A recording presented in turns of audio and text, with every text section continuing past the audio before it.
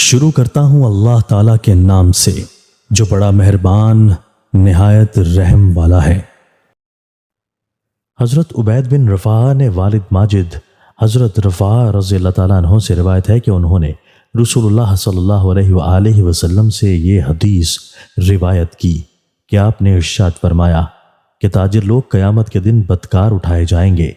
یعنی عام تاجروں کا حشر بدکاروں کا سا ہوگا،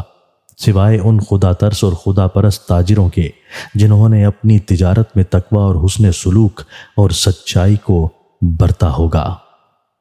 حضرت ابو امامہ باہلی رضی اللہ تعالیٰ عنہ سے روایت ہے کہ رسول اللہ صلی اللہ علیہ وآلہ وسلم نے ارشاد فرمایا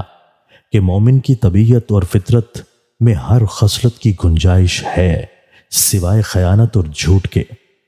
تشریح: مطلب یہ ہے کہ مومن اگر واقعی مومن ہو تو جھوٹ اور خیانت کی اس کی فطرت میں گنجائش نہیں ہو سکتی۔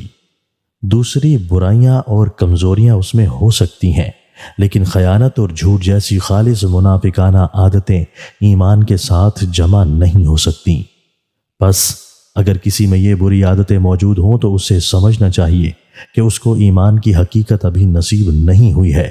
اور اگر اپنی اس محرومی پر وہ مطمئن نہیں رہنا چاہتا ہے تو اس کو ان خلاف ایمان عادتوں سے اپنی زندگی کو پاک رکھنا چاہیے۔ دوستو، اللہ تعالی ہمیں ان احادیث مبارکہ پر عمل کرنے اور اپنی زندگیوں کو سنوارنے کی توفیق عطا فرمائے۔